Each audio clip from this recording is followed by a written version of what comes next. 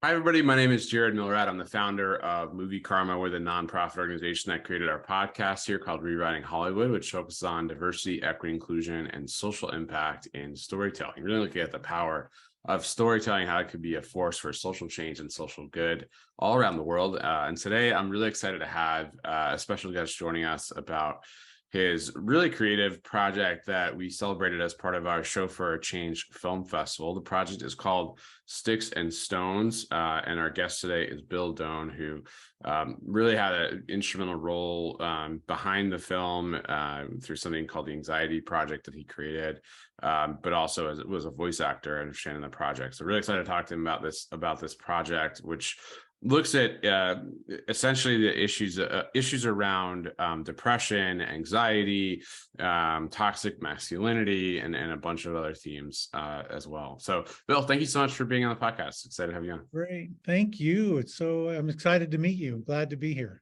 Thank you. Yeah, absolutely. So I know you're based in Pennsylvania, and you've been part of this really fascinating short animation, which is the second in a series of short films around a larger body of work by you, Bill, as a theater director for the Anxiety Project. Tell us a little bit, Bill, just about your background and tell us about this Anxiety Project, folks that aren't familiar. Sure, great.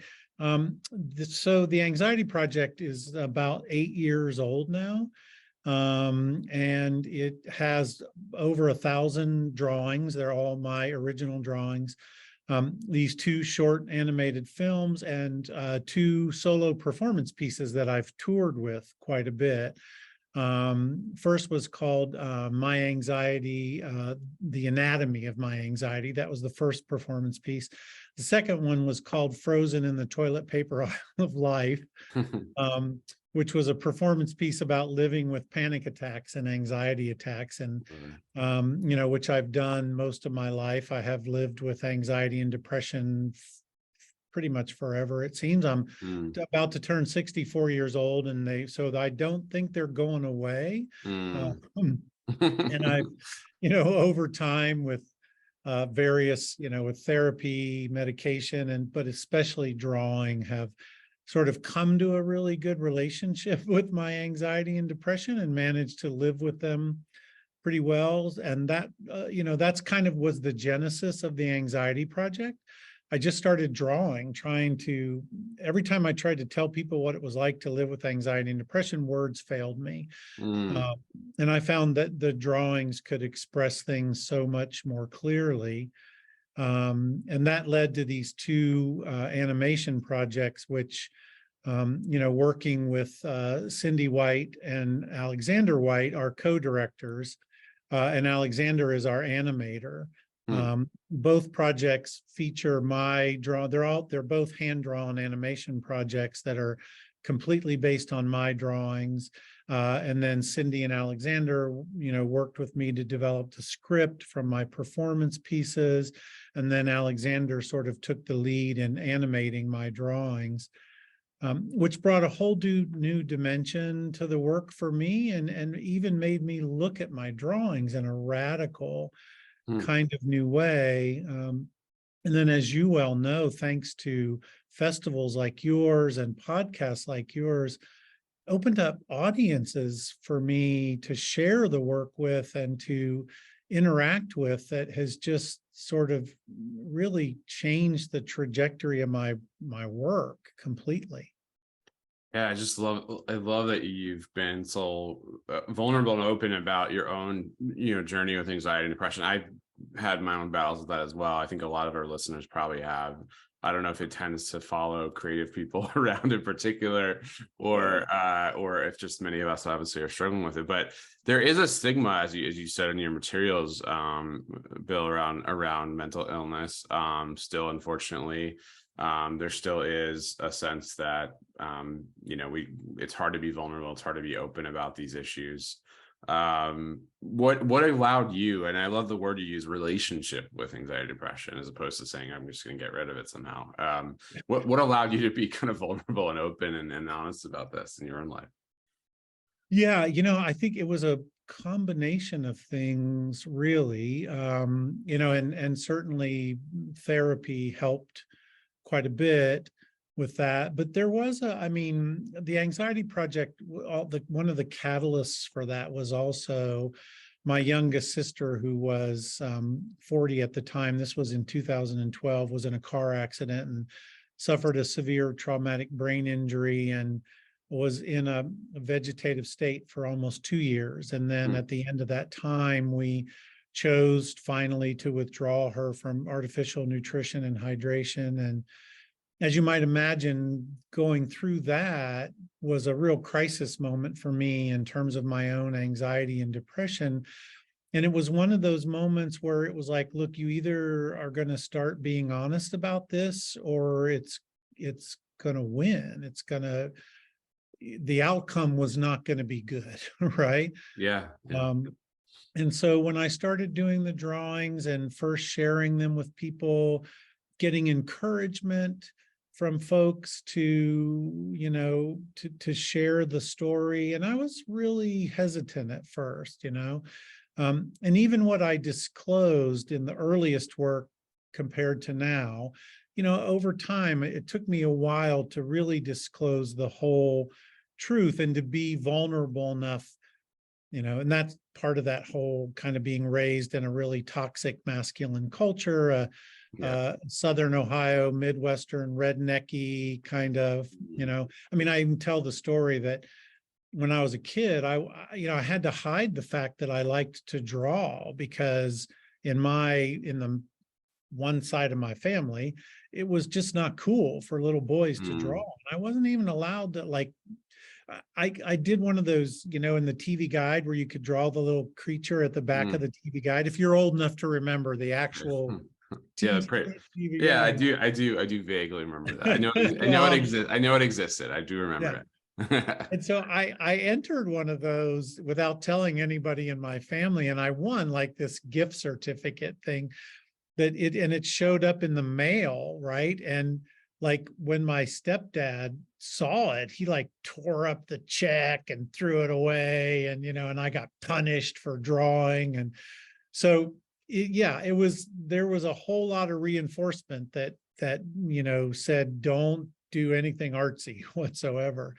So yeah, it took me a while through those series of events of grieving and of trying to confront my own issues with anxiety and depression to learn that actually sharing your story is the smartest way to survive anxiety and depression. It really is. And I think calling it out, naming it, verbalizing it, as you said, and then using your art in this great, powerful way is such an amazing, I think, inspiration for people who struggle with this. And myself included, I think, who are looking for opportunities to be open and honest about it. You're a, as you alluded to, an arts health researcher and educator. What inspired you to go into kind of the educational angle of this, Bill, or I know you're at Penn State. What sort of talk about that journey? Because I think that's also fascinating that you've been using this as a tool to teach and hopefully encourage young people, and particularly young men, honestly, to be more open and vulnerable. Yeah, I mean, early on, my career was a pretty traditional academic career, right? Even though I was a trained theater artist, I wasn't doing any work around mental health or health early on, just doing typical and traditional kind of theater stuff. But once I started making this work, it seemed smart for me to bring all that training and, experience to bear on this work.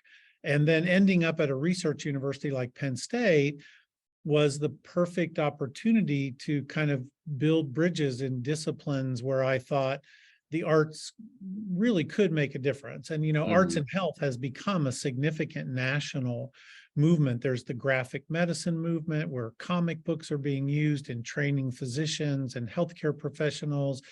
There are arts and health institutes around the country.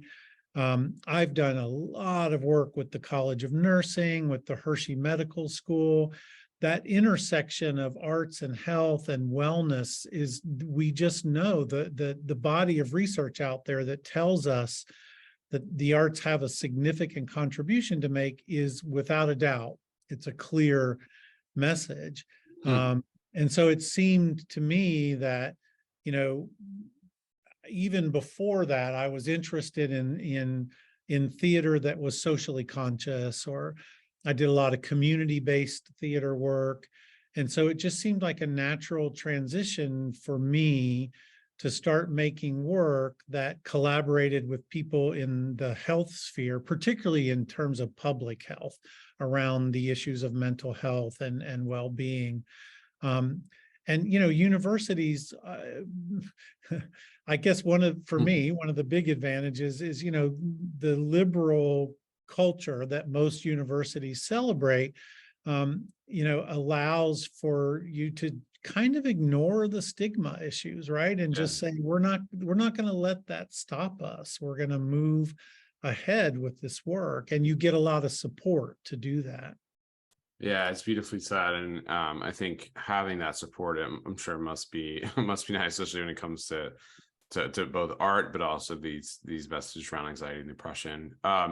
Do you see in the research, Bill, around you mentioned the connection in art and health, essentially, and wellness? Like, do you see a connection between both watching and experiencing art as a viewer, as an audience member, and also making art, creating art as therapeutic tools? Are both equally valuable, or there are differences there folks should know about? Yeah, that's a great question. I mean, I think, first of all, yeah, they're both equally valuable, right? I mean, we all know that not everyone is going to become a creator or a maker in an artistic sense, right? I mean, for those who seek to do that, it's great. But we also know that a significant portion of the population, their interest in creative expression might be somewhere else completely, right? In the cooking, in their gardening, and so they can find that therapeutic path there. But in traditional, art making, whether it's visual art or performing art or making film, that's a different sort of segment of the population, right? Mm-hmm. So for me, art has, as a consumer of art, there's always been a therapeutic relationship for me in art, looking at something that I find beautiful, or something that I find moving, or something that I find that even, terrifies me, like Goya's work, or, certain artists historically. There has always been this kind of way that it reminds me that I'm human, right? Because it makes me feel, I'm like, oh shit, whatever that feeling is. Oh, sorry about that. No, it's a podcast. We can curse all day, so that's Cool. fine. But art has always been a reminder to me of my own humanity and my own. And then on the flip side of that, as a maker, it's been a way for me to deepen that humanity and to be conscious about it and to be intentional about it. And that's how I've come to practice drawing. I mean, drawing for me is a form of meditation. I draw every day, Hmm. and I do it as my meditation. And that has become the particular way that I deepen my sense of the here and now, that I try to ground myself, that I remind myself that I'm human, that that it would be good for me to try and do something today that would be good for somebody else. Wow. So as both a consumer of art and a maker of art, it has just been a way to enrich my life all around. So it's, again, really well said. I was going to ask about your last point, which is, for folks listening who, might want to think about art in that way as like a therapeutic tool, and maybe haven't thought about it, haven't realized it, that it's having that impact on them. Like, do you think that you have to go into either the consumption of the art or the expression as being an artist with that intentionality of, okay, I'm going to be present. I'm going to let this take me where it takes me, et cetera, and so forth. Like, do you need that awareness, do you think, or is it just the practice of doing it or consuming it that is helpful? Yeah, I think it's both and, right? I Mm, mean, I think the practice of doing and consuming, even if it's casual for you, right? Just because you enjoy it or it brings you pleasure and you do it when you have the time to do it, can certainly be beneficial. I do think, however, when you become intentional about it, when you're going to make it a practice, right? A kind of mindful, intentional practice, it takes you somewhere else. It takes you mm, deeper into that relationship. And over time, the way that it changes you, you might not even be aware of initially. But for example, I mean, like I said, there's well over 1,000 drawings in the Anxiety Project now. mm. I've probably done more than 5, 6, God knows how many thousands that Right. I don't even keep, right? But in the official archive of the project itself, and I look at those drawings from the first years to now, and I really can see the the path that the intentional practice has taken, and I can see in the drawings Mm, themselves, I can see the subtleness of the way I make marks. I can see the the sophistication of the way I make marks mm. now as compared to early on. The aesthetic has deepened in a way that's really personal. I mean, and so I think that it's the more it becomes your practice, it becomes a deeper personal, almost spiritual relationship, or at least that's been my experience of it. I found that to be true, and I'm sure many people listening have as well with acting, with filmmaking. I mean, I think there's with writing, right? I think there's so much here in artistic expression. At least our society in the U.S. seems to not particularly value or talk about, to your point, as a useful therapeutic tool, but also just as something that, as you said, we can be in practice with, and it's not necessarily something you need to or that you can be best in, quote unquote, or Right. right, like Yep. is that also part of the issue here, that we sort of have this assumption of or we're sort of taught as a society that I've got to win awards, I've got to be the best, I've got to get a master's in this, I've got to get achievements in this. Is that also part of it? Oh my God, yes. It's such a push-pull, right? I mean, you want to make the work, or I mean, I want to make the work for the sake of making the work and for the benefit that it brings me, and particularly in the mental health communities that I've been able to engage with, and other people and artists, you know, irrespective of any of that other work, anyone's judgment on the quality of my work or whether, but then, there is this kind of um, reality, of if I wanted Sticks and Stones to be seen, I had to enter it into festivals where you're either selected or not, or where you get acknowledged with an award or you don't. Um, the trick for me has been to not, to resist getting sucked into doing it for that reason. Like, Right. oh, we had really good success with Sticks and Stones, so now let me think of the next film only in terms of what could bring me more success, right? Right. You have to, it's hard to work against that, right? I mean, ego is part of it, right? And but again, I think through your practice, through your artistic practice, if you come to acknowledge that, and you can see when your ego is becoming your own enemy, that's a sign of some maturity for you too. And I can say, whoa, whoa, whoa, okay, Bill, back up. Yeah. It's, Right. you're doing this for all the wrong reasons, and so I think that you cycle through that, I think, certainly more than Mm. once in your life. Yeah. Beautifully said. It is a cycle, isn't it? And it's that awareness of that it's happening is sort of part of the Yeah. part. Yeah, exactly. Challenge. Yeah. I did want to ask you in these last few minutes just about toxic masculinity. Obviously, very easy, quick topic. Yeah. But Yeah. you touched on it obviously in this project. Unfortunately, on the issue of anxiety and depression, we know that many, particularly young men, unfortunately, take their lives because of anxiety and depression, struggle with this in very intense ways. There's also issues, I would argue, around which I think you're touching on, lack of expression for men, spaces where they can feel vulnerable and honest about their feelings, what they're going through. I think we're working on that as a culture and society, but I would argue we're definitely not there yet. So I guess if you could just talk about some of those topics and like why you think toxic masculinity in particular was a space that you wanted to, or do you want to continue to touch on and address?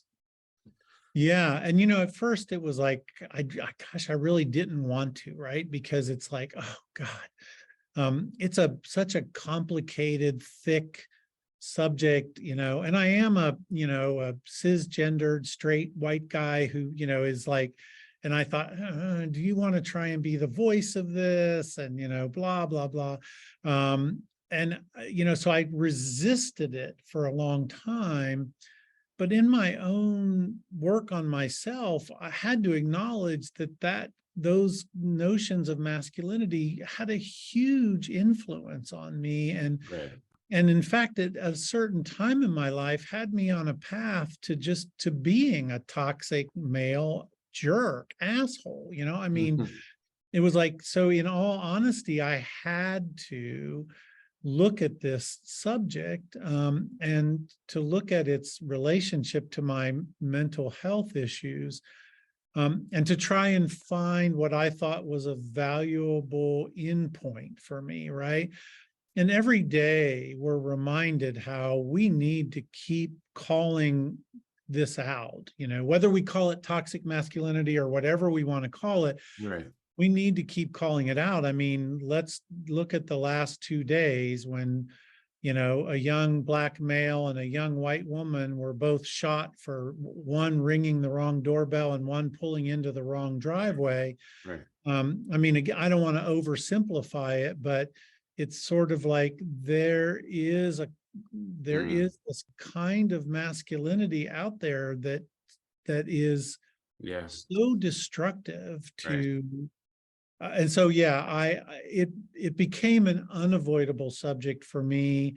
And my hope was that I could find a way into it that had something to contribute that was meaningful and useful to somebody else.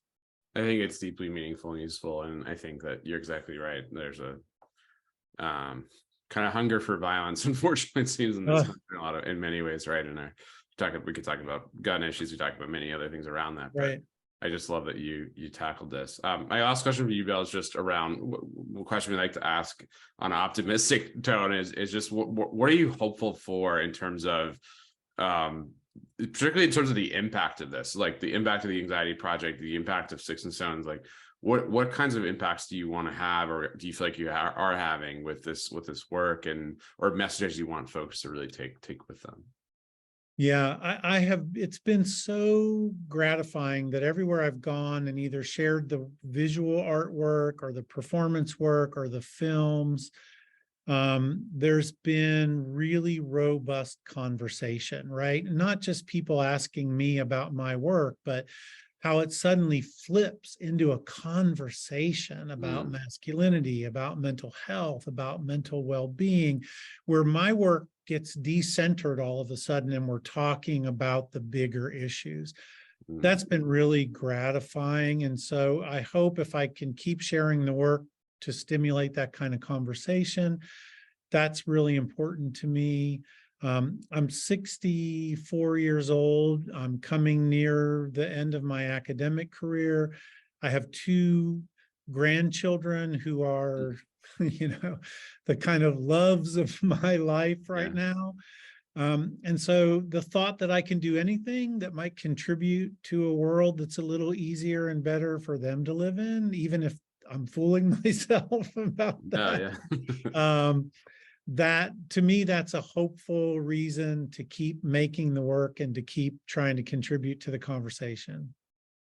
It's very helpful indeed, and I have no doubt you are certainly contributing to that better world. So it was a real honor having you on again. And yesterday, Bill Doan is really the kind of the voice behind this project, Sticks and Stones, that we celebrated as part of our Show for Change Film Festival. It's a really again, fantastic piece looking at anxiety, depression, mental health, masculinity, and much more. I hope folks will check it out. Bill, thank you so much for being on the podcast. It was great having you on. Oh, thank you, Jared. It was so great to meet you, man. Same here. Thanks so All much. right. Take care.